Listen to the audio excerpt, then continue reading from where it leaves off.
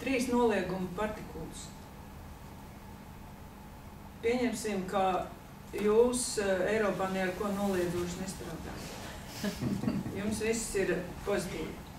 Tad apskatieties, kā man iet pa žurnālu. Nē, es saviem autoriem saku un laboju.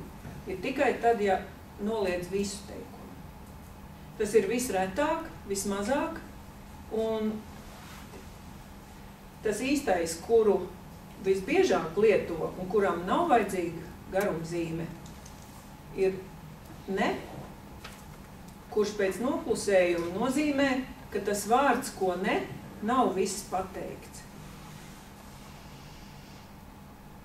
Esmu nosalis, bet tu ne. Un ļoti bieži tādā pozīcijā es redzu garo ne.